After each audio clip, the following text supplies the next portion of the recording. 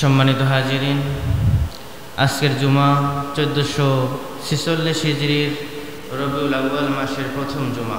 আজকে রবিউল আউয়াল মাসের 2 তারিখ। এই মাসের সূচনাটা হলো জুমাবার দিয়ে, আবার এই মাসের শেষ হলো জুমাবার দিয়ে। মজার বিষয় হলো এই মাসের মধ্যে জুমাবার রয়েছে 5টা। এই মাসের মধ্যে 5টা জুমাবার রয়েছে। এই মাসটা বড় বরকতময় মাস, এই মাসটা বড় ফজিলতের মাস, এই মাসটা বিশেষ একটি মাস। কারণ অধিকাংশ ঐতিহাসিকদের মতে এই মাসেই এসেছিলেন রহমাতুল লিল আলামিন। এই মাসেই এসেছেন গোটা বিশ্বের মহামানব মুহাম্মদুর রাসূলুল্লাহ সাল্লাল্লাহু আলাইহি ওয়াসাল্লাম। এজন্য এই মাসব্যাপী আমরা, এই গোটা মাসব্যাপী আমরা বিশ্বনবীর জীবনের সূচনা থেকে বিশ্বনবীর ওফাত পর্যন্ত ধারাবাহিকভাবে আলোচনা করব ইনশাআল্লাহ, বিতৌফিকি ইল্লা বিইজনিল্লাহ। এজন্য আপনাদের আগে আগে আসতে হবে। আলোচনা শুরু থেকে শেষ পর্যন্ত না শুনলে সম্পূর্ণ বোঝা যায় না। আল্লাহর হাবিব সাল্লাল্লাহু আলাইহি ওয়াসাল্লাম এসেছিলেন জাজিরাতুল আরবে, বর্তমান আরব, তৎকালীন নাম ছিল জাজিরাতুল আরব। এই জাজিরাতুল আরব ভূখণ্ডে আজ থেকে প্রায় ১৫০০ বছর পূর্বে রহমাতাল লিল আলামিন বানিয়ে রব্বুল আলামিন যাকে পাঠিয়েছিলেন তিনি হচ্ছেন মুহাম্মদুর রাসূলুল্লাহ সাল্লাল্লাহু আলাইহি ওয়াসাল্লাম। আরব দেশের তৎকালীন অবস্থা কেমন ছিল আমরা প্রথমে শুনব। আরব দেশের তৎকালীন ভৌগোলিক অবস্থা কেমন ছিল? আরব দেশের ভৌগোলিক অবস্থা ছিল 3 দিকে পানি, একদিকে স্থল। আরবের পশ্চিমে লোহিত সাগর, আরবের পূবে আরব উপসাগর, আরবের দক্ষিণে ভারত মহাসাগর, আর শুধু আরবের উত্তরে রয়েছে সিরিয়া এবং ইরাকের বর্ডার। আরবটা 3 দিকে পানি, একদিকে স্থল। ঠিক আমাদের কলবের মতো, আমাদের হার্ট 3 দিকে ফাঁকা, ডানে ফাঁকা, বায়ে ফাঁকা, নিচে ফাঁকা, শুধু উপরে ঝুলে আছে। বিশ্বনবীকে আল্লাহ রব্বুল আলামিন গোটা বিশ্বের হার্টে পাঠিয়েছেন। সুবহানাল্লাহ। আল্লাহ রব্বুল আলামিন আরবটাকে হার্টের মতো করে বানিয়েছেন, আর আরবের মধ্যে বিশ্বনবীকে আল্লাহ পাঠিয়েছেন। এজন্য ভূবিজ্ঞানীরা জাজিরাতুল আরবকে নাম দিয়েছে জিওগ্রাফি হার্ট। ভূবিজ্ঞানীরা এই জাজিরাতুল আরবের নাম দিয়েছে জিওগ্রাফি হার্ট। রাসূল কারীম সাল্লাল্লাহু আলাইহি ওয়াসাল্লামের পূর্বে যত দার্শনিক ছিল, রোম দার্শনিক, পারস্য দার্শনিক, ইরাক দার্শনিক, বেবিলনের দার্শনিক, প্রাচীন যত দার্শনিক ছিল সব দার্শনিকরা একটা মত দিয়েছে যে গোটা মানুষকে কন্ট্রোল করে হলো মানুষের ব্রেন। কিন্তু বিশ্বনবী এসে সব দার্শনিকদের থিওরি ভুল প্রমাণ করে। বিশ্বনবী বলেছেন মানুষের দেহ ব্রেন কন্ট্রোল করে না, মানুষের দেহ কন্ট্রোল করে হলো মানুষের হার্ট। আল্লাহর হাবিব সাল্লাল্লাহু আলাইহি ওয়াসাল্লাম বলেছেন, আলা ইন্না ফিল জাসাদি মুদগাতান ইযা সালুহাত সালুহাল জাসাদু কুল্লু ওয়া ইযা ফাসাদাত ফাসাদাল জাসাদু কুল্লু আলা ওয়া হিয়াল কলব। আল্লাহর হাবিব সাল্লাল্লাহু আলাইহি ওয়াসাল্লাম বলেন, ইন্না ফিল জাসাদি মুদগাহ, প্রতিটা দেহের মধ্যে একটা করে গোশতের টুকরা আছে। ইযা সালুহাত সালুহাল জাসাদু কুল্লু, যদি ওই গোশতের টুকরাটা ভালো হয়ে যায় গোটা বডি ভালো হয়ে যায়, আর যদি ওই গোশতের টুকরাটা খারাপ হয়ে যায় গোটা বডিটাই খারাপ হয়ে যায়। আলা ওয়াহিয়াল কলব, জেনে রেখো ওই গোশতের টুকরার নাম হলো কলব, এটাই হলো হার্ট। বিশ্বনবী বুঝিয়ে দিলেন মানুষের দেহ কন্ট্রোল করে মানুষের ব্রেন না, মানুষের দেহ কন্ট্রোল করে হলো মানুষের হার্ট। আজকের মেডিকেল সায়েন্স যেটা প্রমাণ করতে বাধ্য হয়েছে যে বিশ্বনবী যেটা বলে দিয়েছেন ওটা 100% সত্য। কারণ বিশ্বনবী এমন একজন নবী, তিনি জীবনে একটা মিথ্যা কথাও বলে নাই।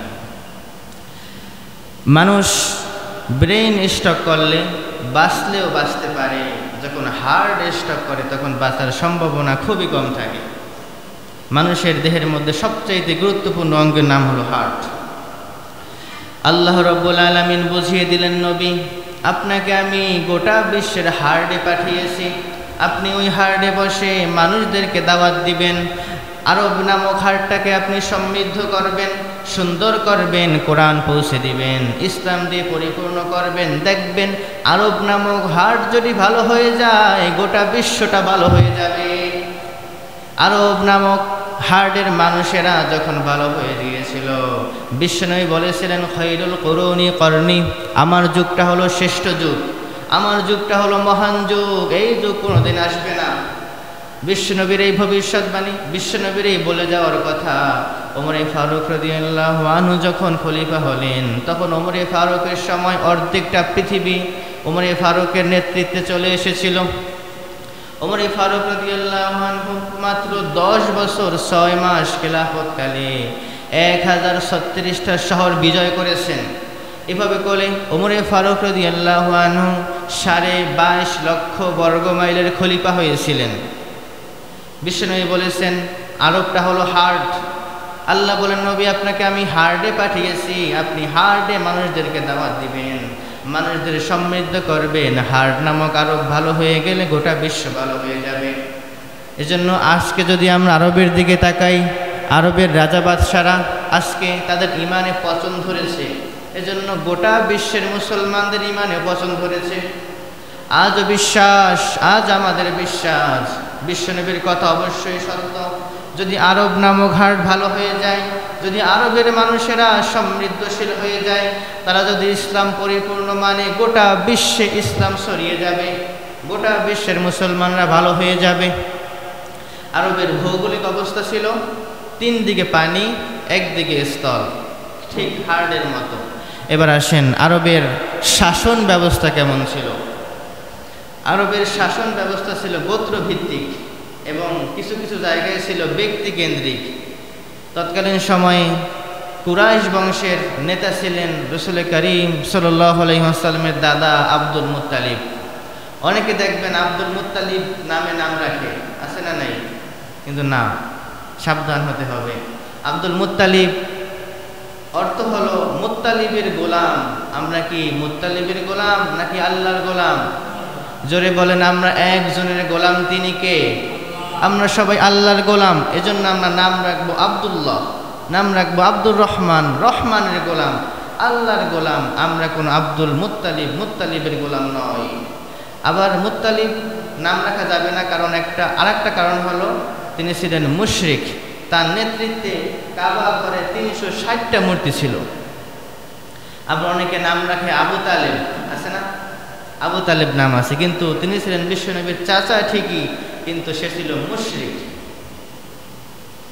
আবার অনেকে নাম রাখে, মেয়েদের নাম রাখে তুকাজ্জিবান। জিজ্ঞেস করলে বলে, ভাই তুকাজ্জিবান নাম রাখলেন কেন? বলে আল্লাহ কোরআনে সূরাতুর রহমানে 31 বার বলেছে ফাবি আইয়ি আলাই রাব্বিকুমা তুকাজ্জিবান। এই যে তুকাজ্জিবান পেয়েছে, এখান থেকে নাম রাখে। কিন্তু তুকাজ্জিবান অর্থ হলো যে ব্যক্তি মিথ্যা বলে, মিথ্যা বলবে, মিথ্যার উপর প্রতিষ্ঠিত, তাকে বলা হয় তুকাজ্জিবান। আপনি একজন মানুষের নাম রাখলেন মিথ্যাবাদী, সে তাহলে কি হবে? এজন্য নাম রাখার আগে সাবধান। তখন কুরাইশ বংশের নেতা ছিলেন আব্দুল মুত্তালিব এবং রোম সাম্রাজ্যের নেতাকে বলা হতো কায়সার। এই কায়সারের নেতৃত্বে গোটা রোম সাম্রাজ্য চলত। পারস্য সাম্রাজ্যের নেতাকে বলা হতো কিসরা, ওই কিসরার নেতৃত্বে গোটা পারস্য চলত। আবার ইয়ামানের নেতাকে বলা হতো আব্রাহা, আব্রাহার নেতৃত্বে ইয়ামান দেশ চলত। এভাবে করে তাদের রাজনৈতিক অবস্থা ছিল ব্যক্তিকেন্দ্রিক এবং গোত্রভিত্তিক। এবার আসেন আরবের ধর্মীয় অবস্থা কী ছিল। আরবের ধর্মীয় অবস্থা ছিল, কোনো কোনো অঞ্চল ছিল ইহুদিদের দখলে, যেমন মাদিনা, তৎকালীন নাম ছিল ইয়াসরিব। এই মাদিনায় 3টা বড় বড় ইহুদি গোত্র ছিল। একটা হলো বানু কাইনুকা, বানু কুরাইজা, বানু কাইনুকা, বানু কুরাইজা, বানু নাজির। এই 3টা গোত্র ছিল মদিনার মধ্যে বড় বড় ইহুদি গোত্র। আবার নাজরান নামক স্থান ছিল খ্রিস্টানদের দখলে। আর অধিকাংশ মানুষ ছিল পৌত্তলিক মূর্তি পূজক। আর খুব কম সংখ্যক লোক ছিল দ্বীনে হানিফ, ইব্রাহিম আলাইহিস সালামের রেখে যাওয়া ধর্ম দ্বীনে হানিফের উপর খুব কম সংখ্যক লোক ছিল। আবু বকর সিদ্দিক রাদিয়াল্লাহু আনহু ছিলেন ওই দ্বীনে হানিফের অন্তর্ভুক্ত। আম্মা জান খাদিজা রাদিয়াল্লাহু আনহা তিনি ছিলেন দ্বীনে হানিফের অন্তর্ভুক্ত। আম্মা জান খাদিজা ছিলেন একজন পবিত্রা তহেরা, এজন্য বলা হয় খাদিজাতুত তহেরা। আবার আবু যর গিফারি রাদিয়াল্লাহু আনহু ছিলেন দ্বীনে হানিফের অন্তর্ভুক্ত। যখন আবু যর গিফারি রাদিয়াল্লাহু আনহুর এলাকার মানুষ মূর্তির সামনে মাথা নত করত, যখন তারা মূর্তির কাছে চাইতো, তারা আবু যরকে বলতো, আবু যর তুমি আমাদের সাথে পূজায় চলো, আমাদের সাথে মূর্তির কাছে মাথা নত করো।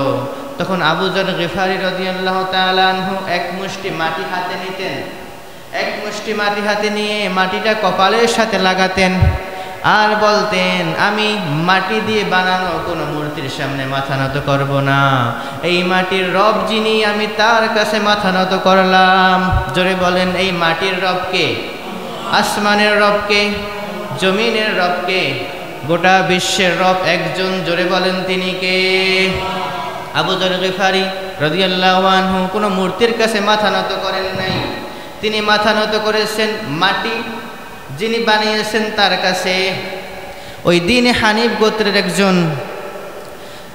একজন আল্লাহর ওলি ছিল, তারা দরবেশ হিসেবে তাকে দেখত। তিনি ছিল আমর বিন লুহাই। দ্বীনে হানিফ গোত্রের বুজুর্গ এক ব্যক্তি ছিল, নাম ছিল আমর বিন লুহাই। ওই আমর বিন লুহাইয়ের কথা সবাই মানত, তিনি যেটা বলতেন সবাই ওটাই শুনত, তিনি যা বলতেন সবাই ওটা পালন করত। একদিন আমর বিন লুহাই মক্কা থেকে সফর করে সিরিয়াতে গেলেন। সিরিয়াতে গিয়ে দেখেন সিরিয়ার মানুষেরা, সিরিয়ার ধনী মানুষেরা পাথর দিয়ে মূর্তি বানিয়ে মসজিদের মেম্বারে রেখে দিয়েছে। পাথর দিয়ে মূর্তি বানিয়ে রাস্তার মোড়ে, দোকানে, বাড়িতে বাড়িতে রেখে দিয়েছে। আমর বিন লুহাই বললেন, এটা কি, কিসের মূর্তি তোমরা রেখে দিয়েছ? সিরিয়ার মানুষেরা বলল, এটা হলো আল্লাহর ওলির মূর্তি। আমাদের দেশে এমন এক আল্লাহর ওলি ছিল, তিনি সবসময় আল্লাহর গোলামি করতেন, তিনি আমাদের মাঝ থেকে চলে গেছেন। এখন আমাদের ইমানের দশা তেমন ভালো না, আল্লাহর কথা স্মরণ রাখার জন্য, আল্লাহকে যেন মনে পড়ে, আমরা যেন বেশি বেশি ইবাদত করতে পারি, এজন্য আমরা মূর্তিগুলোকে মসজিদে রেখে দিয়েছি। মূর্তির দিকে তাকালে আমাদের আল্লাহর কথা স্মরণ হয়, উদ্দেশ্য ভালো কিন্তু কাজটা খারাপ। মূর্তি রেখে দিয়েছে, মূর্তির দিকে তাকালে আল্লাহর কথা মনে হবে। এজন্য আমর বিন লুহাই মনে মনে ভাবেন, তাহলে আমারও একটা মূর্তি আরবে নিয়ে যাওয়া দরকার। তিনি এই ভেবে হুবল নামক একটা মূর্তি আরবে নিয়ে আল্লাহর ঘর কাবা ঘরের মধ্যে রাখলেন। এরপরে লোকজন আসলো, এসে বলল, ও আমর বিন লুহাই তুমি এটা কি এনেছো, মূর্তি কোত্থেকে এনেছো? তখন আমর বিন লুহাই তাদের কথাগুলো শোনালেন, এর দিকে তাকালে আমাদের আল্লাহর কথা স্মরণ হবে। সবাই বিশ্বাস করে নিল, কারণ তখন প্রতিবাদ করার মতো একজন লোকও ছিল না। থাকবে কি করে? আসমানি শিক্ষা, আল্লাহর শিক্ষা তখন উঠে গিয়েছিল। যখন আল্লাহর শিক্ষা উঠে যায়, আসমানি শিক্ষা উঠে যায়, তখন তাদের নেতা যা বলে মানুষেরা ওটা মাথা পেতে নেয়। আমাদের দেশে এটাই হতে চলেছিল। আমাদের দেশে আসমানি শিক্ষা উঠিয়ে দেওয়ার পায়ে তারা চলতেছিল, কিন্তু আল্লাহ এটা বাস্তবায়ন হতে দেন নাই। ইন্না কাইদা শাইতানু কানা দাঈফা, নিশ্চয়ই শয়তানের কূটনীতিক কৌশল সবচাইতে দুর্বল, শয়তানের কৌশল সবচাইতে দুর্বল। তখন আমর বিন লুহাইয়ের কথা মতো সবাই ওই মূর্তিকে দেখে আর নামাজ পড়ে, সবাই ওই মূর্তির মতো আর মূর্তি বানিয়ে ঘরে ঘরে নিয়ে গেল। সবাই দোকানে দোকানে মূর্তি রেখে দিল, নিজের সাথে রেখে দিল, বরকত মনে করে, তার দিকে তাকালে আল্লাহর কথা মনে হবে, এটা মনে করে। এরপরে আরেকজন নাখলা নামক স্থান থেকে উজ্জা নামক মূর্তি আনলো, একজন তায়েফ থেকে লাত নামক মূর্তি আনলো। এভাবে করে ইয়াসাব নামক মূর্তি, নাইলা নামক মূর্তি, ওই মূর্তির পাশে রাখতে রাখতে রাখতে রাখতে কাবা ঘরে 360টা মূর্তি হয়ে গেল। কিন্তু তারা মূর্তির কাছে মাথা নত করত না। তারা কি করত? মূর্তিকে দেখে দেখে আল্লাহর গোলামি করত, মূর্তিকে দেখে দেখে আল্লাহর কথা স্মরণ করত। কিন্তু পরবর্তী প্রজন্ম যে আসলো, শয়তান বিশাল বড় জুব্বা গায়ে দিয়ে, দাড়ি লাগিয়ে, পাগড়ি পরে এসেছে তাদের কাছে, এসে বলে, ও বর্তমান প্রজন্মের মানুষেরা, তোমরা এই মূর্তির কাছে চাও, মূর্তির কাছে মাথা নত করো, দেখো কতগুলো বড় বড় মূর্তি, তোমাদেরকে এই মূর্তিগুলো যা চাবে তা দিবে। এভাবে করে শয়তান তাদের মধ্যে শিরক ঢুকিয়ে দিল। এভাবে করে পরবর্তী প্রজন্ম থেকে শুরু করে আজ পর্যন্ত হিন্দুরা এই মূর্তি পূজা করে আসতেছে। মূর্তির কাছে মাথা নত করে, মূর্তিকে সিজদা দেয়, মূর্তির কাছে ধর্ণা দেয়, মূর্তির কাছে চায়। এর প্রথম প্রবর্তক ছিল আমর বিন লুহাই। তিনি ছিলেন বনু হানিফের অন্তর্ভুক্ত। তিনি আসমানি শিক্ষার অভাবের কারণে, মূর্তিতে শিরক এটা না জানার কারণে তিনি এই মানুষের মধ্যে মূর্তি নামক প্রথা চালু করে দিয়েছেন। অষ্টম হিজরিতে মক্কা বিজয় হলো। মক্কা বিজয়ের পরে বিশ্বনবী একটা লাঠি হাতে নিলেন। একটা লাঠি হাতে নিয়ে বিশ্বনবী বাইতুল্লায় ঢুকলেন। বাইতুল্লায় ঢুকে 360টা মূর্তি সবগুলোকে ভেঙে চুরে খান খান করে দিলেন। আর বললেন, জাআল হাক্কু ওয়া যাহাকাল বাতিল ইন্নাল বাতিলা কানা যাহুকা। সত্য এসেছে, মিথ্যা এবার দূরীভূত হবে, কারণ মিথ্যা চিরদিন টিকে থাকে না। আমাদের দেশে মিথ্যা নামক মূর্তি রাস্তার মাঝে মাঝে লাগানো হয়েছিল, আজ একটাও নাই। যারা এই মূর্তিগুলো লাগিয়েছিল তারা চেয়েছিল এদেশের মানুষকে মূর্তি পূজারী বানাতে। এদেশে এমনও হয়েছে, দেখবেন অনেক স্কুলে, আপনারা হয়তো দেখেছেন, অনেক স্কুলে ছেলেমেয়েরা লাইন ধরে আছে ফুল নিয়ে, সামনে নেতার ছবি। সবাই যখন নেতার ছবির কাছে যায় ফুল দেয় আর নমো নমো করে ফিরে আসে। হিন্দুরা যেমন মূর্তির সামনে গিয়ে ফুল দেয়, নমো নমো করে ফিরে আসে, আপনার সন্তান স্কুলে গিয়ে ওভাবে নমো নমো করে ফিরে আসতো। হিন্দুর মাঝে আপনার সন্তানের মাঝে কোনো পার্থক্য থাকলো না। হিন্দুরা বুঝে করে না বুঝে করে, আপনার সন্তান তো না বুঝেই করেছে, তিনি তো বোঝে নাই। তাদের শিক্ষকরা বলেছে মূর্তির সামনে যেতে, তারা মূর্তির সামনে গিয়েছে। এভাবে করে এদেশের মুসলমানদেরকে ঈমান ধ্বংস করার জন্য এদেশের একদল মানুষ ষড়যন্ত্র করেছিল, কিন্তু আল্লাহ ষড়যন্ত্র বাস্তবায়ন হতে দেন নাই। ইন্না কাইদাশ শাইতানু কানা দাঈফা। শয়তান যতই কৌশল করুক না কেন, শয়তানের কৌশল সবচাইতে দুর্বল।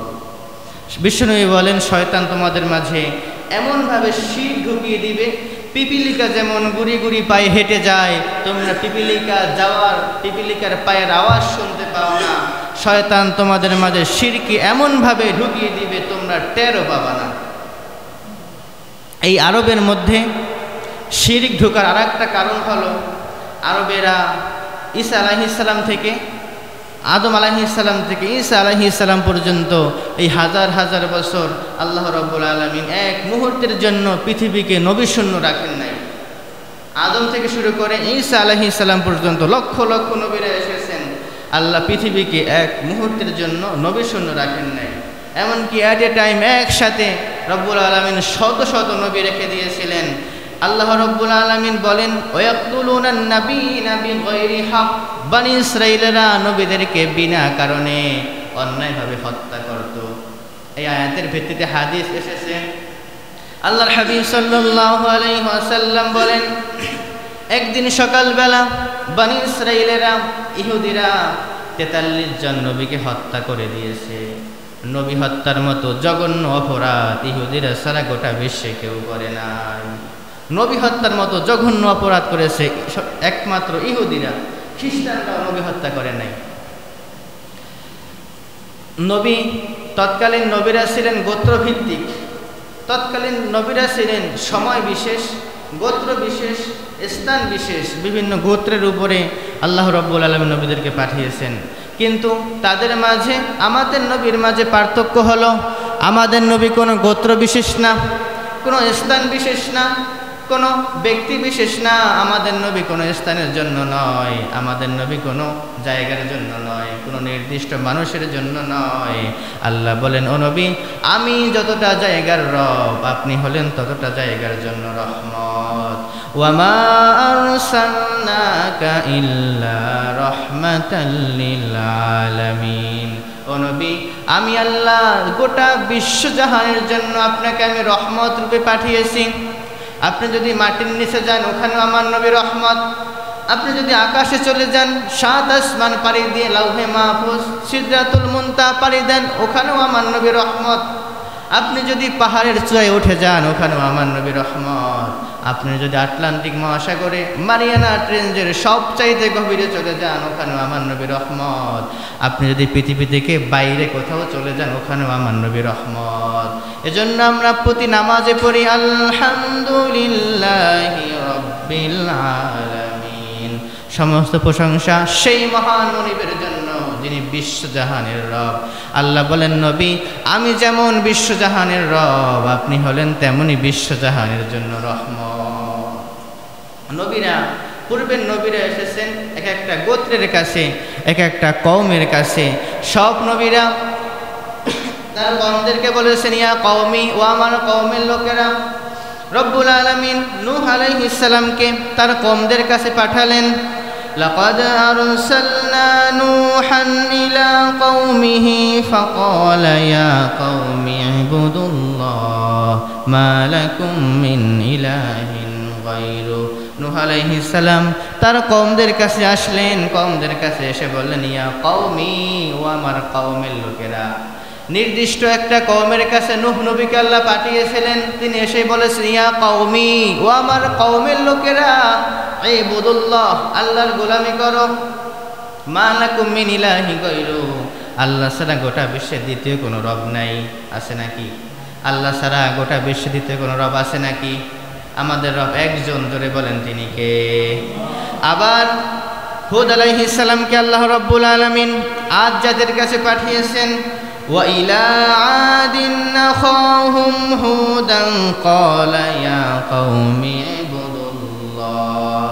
আল্লাহ বলেন, আমি যখন হুদ আলাইহিস সালামকে আদ জাতির কাছে পাঠালাম, তারা কওমদের কাছে গিয়ে হুদ আলাইহিস সালাম বলল, ইয়া কওমি, ও আমার কওমের লোকেরা, ইবুদুল্লাহ, আল্লাহর গোলামি করো। ও আমার কওমের লোকেরা, নির্দিষ্ট একটা কওমের কাছে আল্লাহ পাঠালেন। আবার সালেহ আলাইহিস সালামকে আল্লাহ সামুদ জাতির কাছে পাঠিয়েছিলেন। ওয়া ইলা সামুদ আখাহুম সালিহান ক্বালা ইয়া কওমি ইবুদুল্লাহ। আল্লাহ বলেন, আমি সালেহ আলাইহিস সালামকে সামুদ জাতির কাছে পাঠালাম। সামুদ জাতির কাছে সালেহ নবী গিয়ে বলল, ইয়া কওমি, ও আমার কওমের লোকেরা, ইবুদুল্লাহ, আল্লাহর গোলামি করো। আবার শুআইব আলাইহিস সালামকে আল্লাহ মাদিয়ান জাতির কাছে পাঠিয়েছিলেন। ওয়া ইলা মাদিয়ানা আখাহুম শুআইবান ক্বালা ইয়া কওমি ইবুদুল্লাহ মা লাকুম মিন ইলাহিন গায়রু। শুআইব আলাইহিস সালামকে রব্বুল আলামিন মাদিয়ানবাসীর কাছে পাঠালেন। মাদিয়ানবাসীর কাছে শুআইব নবী গিয়ে বললেন, ইয়া কওমি, ও আমার কওমের লোকেরা। নির্দিষ্ট নির্দিষ্ট কওমের জন্য রব্বুল আলামিন নির্দিষ্ট করে নবী পাঠিয়েছেন, কিন্তু বিশ্ব নবী বলেছেন, ইয়া আইয়ুহান নাস, ও দুনিয়ার মানুষেরা। সব নবীরা বলেছেন, ইয়া কওমি, ও আমার কওমের লোকেরা, কিন্তু বিশ্ব নবী বলেন, ইয়া আইয়ুহান নাস ইন্নী রাসূলুল্লাহি ইলাইকুম জামিয়া। ও দুনিয়ার মানুষেরা, গোটা বিশ্বে তোমরা যত মানুষ, সকলের জন্য আমি আল্লাহর নবী, সকলের জন্য আমি আল্লাহর রাসূল। তোমরা পৃথিবীর যেখানে থাকো না কেন, চীনে থাকো আর জাপানে থাকো, আমেরিকা থাকো আর রাশিয়ায় থাকো, তোমরা যেখানেই থাকো না কেন, ওখানেই আমি আল্লাহর রাসূল। তোমরা যদি পৃথিবী থেকে বাহিরে গিয়ে মঙ্গল গ্রহে চলে যাও, ওখানে আমি আল্লাহর রাসূল। তোমরা পৃথিবীর যেথায় যাও, আমি ওখানে আল্লাহর রাসূল। সব নবীরা বললেন, ইয়া কওমি, ও আমার কওমের লোকেরা। বিষ্ণু বললেন, ইয়া আইয়ুহান নাস, ও দুনিয়ার মানুষেরা, ইন্নী রাসূলুল্লাহ ইলাইকুম জামিয়া, আমি আল্লাহর রাসূল হয়ে তোমাদের সকলের জন্য এসেছি। সুবহানাল্লাহ। সকল নবীরা ছিলেন ব্যক্তিকেন্দ্রিক, সকল নবীরা ছিলেন গোত্রভিত্তিক, কিন্তু আমাদের নবীকে রব্বুল আলামিন রহমাতাল লিল আলামিন বানিয়ে পাঠিয়েছেন। গোটা জাহানের জন্য রব্বুল আলামিন বিশ্ব নবীকে রহমত বলে পাঠিয়েছেন। আমাদের নবী যখন দুনিয়াতে এসেছেন, পূর্বের সকল নবীর নবুয়ত ক্যান্সেল। আমাদের নবী যখন দুনিয়াতে এসেছেন, পূর্বের সকল নবীর আসমানি কিতাবের বিধানগুলো সব ক্যান্সেল। যেমন আদম আলাইহিস সালামের সময় ভাই বোনের বিবাহ জায়েজ ছিল, কিন্তু আমাদের নবীর সময় এটা নাই। ওই আদম আলাইহিস সালামের বিধান ছিল 104খানা আসমানি কিতাব দুনিয়াতে আল্লাহ পাঠিয়েছেন। ওই 104খানা কিতাবের শ্রেষ্ঠ কিতাব যখন কোরআন এসে গেল, সব কিতাবের বিধানগুলো বাদ হয়ে গেল। আমাদের নবী হলেন গোটা বিশ্বের জন্য রহমত, গোটা বিশ্বের জন্য রসুল, গোটা বিশ্বের জন্য নবী। নবী ঈসা আলাইহিস সালাম কিন্তু নবুয়ত নিয়ে পৃথিবীতে এসেছিলেন। তিনি 33 খ্রিস্টাব্দে আল্লাহ রাব্বুল আলামিন তাকে আকাশে তুলে নিয়েছেন। আকাশে তুলে নিয়ে যাওয়ার পরে বিশ্বনবীকে আল্লাহ রাব্বুল আলামিন এর অনেক পরে 537 বছর পরে পাঠালেন। বিশ্বনবী আসার পরে ঈসা নবীর নবুয়ত ক্যান্সেল। ঈসা নবী দুনিয়াতে আবার আসবেন, কিন্তু আমাদের নবীর উম্মত হয়ে আসবেন। ঈসা নবী আবার আসবেন, কিন্তু তিনি নবী হয়ে আসবেন না, তিনি আমাদের নবীর উম্মত হয়ে আসবেন।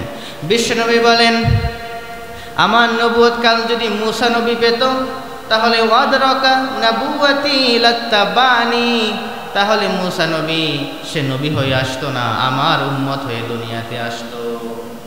যদি আমার সময় গোটা বিশ্বের সব নবীরাও আসতো, তাহলে নবীরা আমার উম্মত হয়ে দুনিয়াতে আসতো। সুবহানাল্লাহ।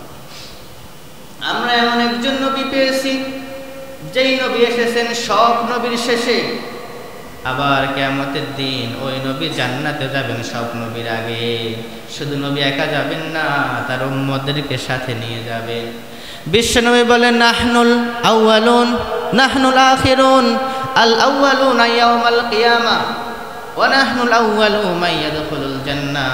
বিশ্বনবী বলেন, নাহনুল আখিরুন, আমরা হলাম সর্বশেষ জাতি, আমাদের পরে আর কোনো নবী আসবে না, কোনো জাতি আসবে না।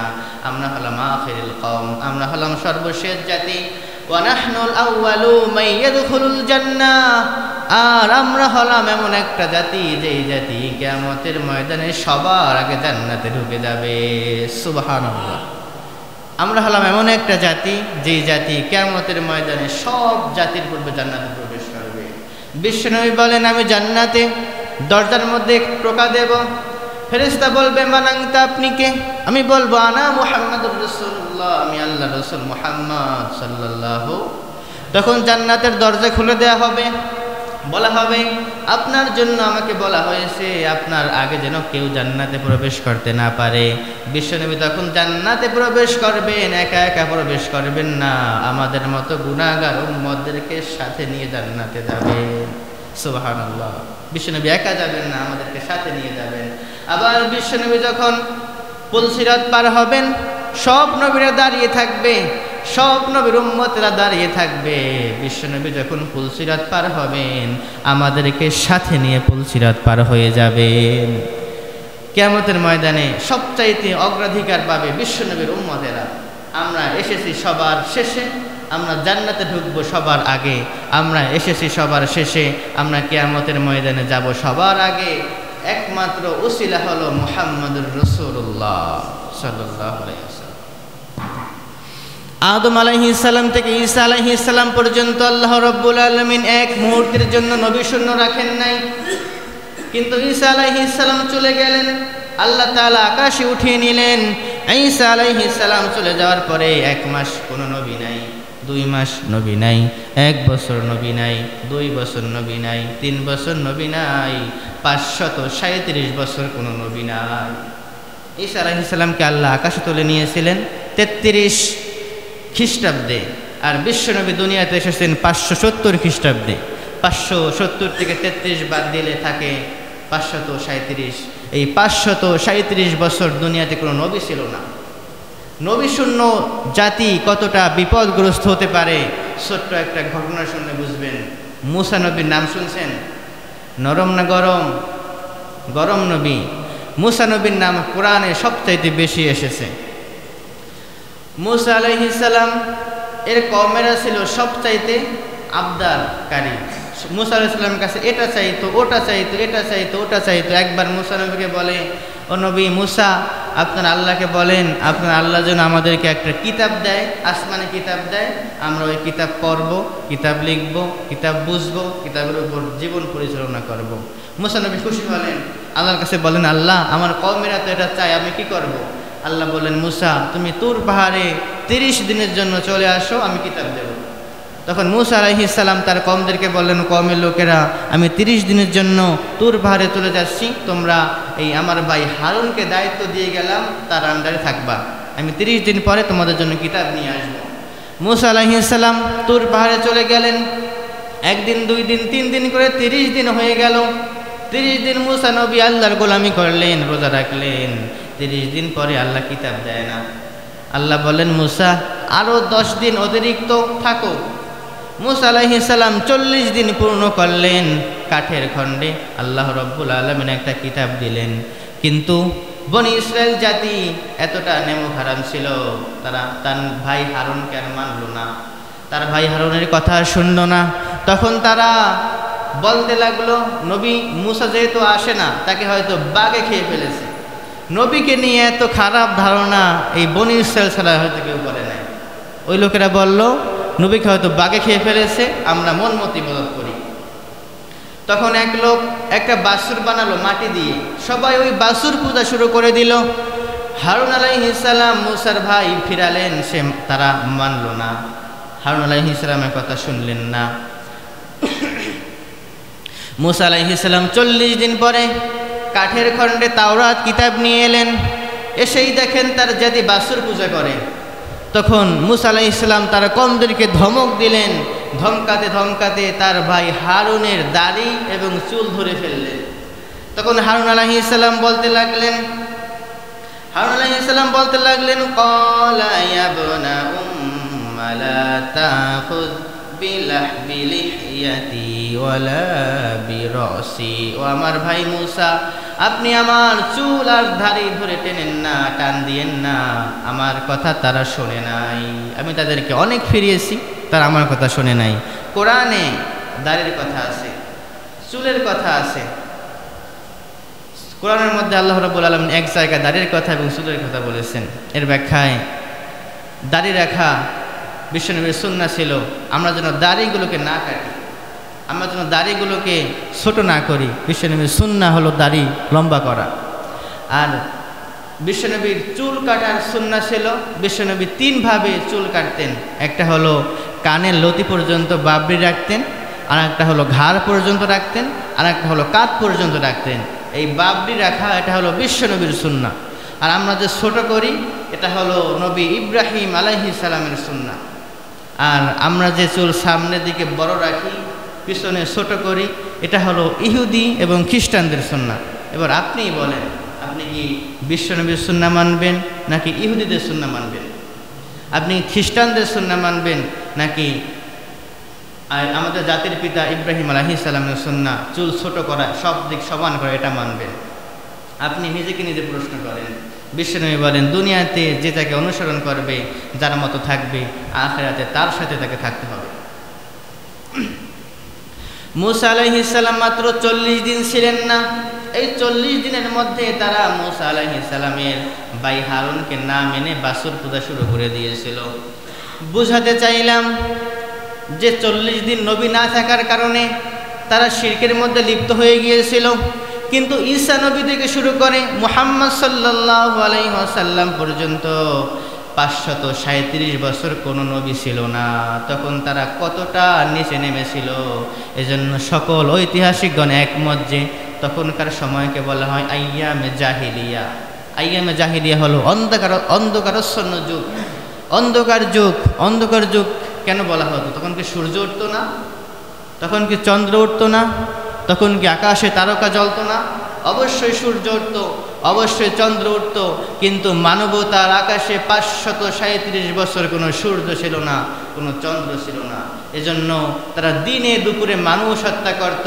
মানুষ মারা গেলে তার কবরের পাশে তার তরবারি ঝুলিয়ে রাখা হতো, আর বলা হতো, দেখো আমার দাদা 500 মানুষ হত্যা করেছে। গর্বের সাথে বলতো, তোমার দাদা কি করেছে? আমার দাদা 1000 মানুষ হত্যা করেছে। তাহলে বলতো, একজনের চাইতে একজন শ্রেষ্ঠত্ব মনে করতো এভাবে যে আমার দাদা কতজন মানুষ হত্যা করেছে। কতটা নিচে তারা নেমে গিয়েছিল। এই জাহিলি সমাজে 5টি সমস্যা ছিল, মৌলিক সমস্যা। 1 নাম্বার সমস্যা হলো শিরক। তারা শিরক করত। জাহিলি সমাজের মানুষেরা শিরকের মধ্যে অন্তর্ভুক্ত হয়ে গিয়েছিল। তারা আল্লাহকে মানত, আল্লাহ যে একজন আছে এটা বিশ্বাস করত, কিন্তু আল্লাহর সাথে সাথে তারা মূর্তির পূজা করত, লাত মানাত উজ্জার পূজা করত। আবু জাহেল একদিন বদর যুদ্ধে যাওয়ার সময় আবু জাহেল কাবার গিলাফ ধরে আল্লাহর কাছে দোয়া করে, আল্লাহুম্মা ইন কুনতা তাআলাম, আল্লাহ যদি তুমি জানো আন্না মুহাম্মাদান আলাল হক, মুহাম্মদ হকের উপরে আছে, ফাংসুরহু, তাহলে তুমি তাকে বিজয় দিও এই বদর যুদ্ধে। ওয়াইন কুনতা তাআলাম, আর যদি তুমি জানো, নাহনু আলাল হক, আমরা কাফেররা সত্যের উপরে আছি, ফানসুরনা, তাহলে আমাদেরকে বিজয় দিও। সেই দিন আবু জাহেলের দোয়াও কবুল হয়ে গিয়েছিল, কারণ ওই যুদ্ধে আবু জাহেল নিহত হয়েছে। ওই বদর যুদ্ধে মুসলমানরা বিজয় গ্রহণ করেছে। 570 জন কাফের বন্দী হয়েছে, 70 জন কাফের নিহত হয়েছে, আর মুসলমানরা 14 জন শহীদ হয়েছিলেন। কিন্তু মুসলমানদের বিজয় এসেছে। বিজয় দিয়েছিলেন কে? যদি বলেন বিজয় দিয়েছিলেন কে? ওই জাহিলি যুগে 1 নাম্বার সমস্যা ছিল শিরক, তারা শিরকের মধ্যে ঢুকে গিয়েছিল। 2 নাম্বার সমস্যা ছিল সুদ, তারা যারা ধনী ছিল তারা সুদের উপর ভিত্তি করে বিশাল বড় ধনী হতো, আর যারা গরিব ছিল এরা গরিব হতে হতে ভিটে বাড়ি বিক্রি করে নিজেরা গোলাম হয়ে যেত। 1 বছর তার সব সম্পদ নিয়ে যায়, এর পরের বছর ভিটা বাড়ি নিয়ে যায়, এর পরের বছর তাকে গোলাম বানিয়ে দেয় ধনীরা। এটা বর্তমান জামানায় চলতেছে সুদ। এই সুদ থেকে না ফিরতে পারলে অর্থনৈতিক সমৃদ্ধি আসবে না। অর্থনৈতিক সমৃদ্ধি হলো জাকাত ভিত্তিক, সুদ ভিত্তিক হলো অর্থনৈতিক সমৃদ্ধি, সুদ ভিত্তিক আসে না। 3 নাম্বার সমস্যা ছিল হলো মাদক। তখনকার মানুষ দিন দুপুরে মাদক সেবন করত, মানুষেরা মাদককে পানির মতো খেত। এখনকার সময় এটাই চলছে। 4 নাম্বার ছিল নারী জাতির অবমাননা, তারা নারীকে কোনো অধিকার দিত না, বৈবাহিক কোনো অধিকার ছিল না, বিবাহ করত, ভালো লাগলে আবার ভালো না লাগলে ছেড়ে দিত।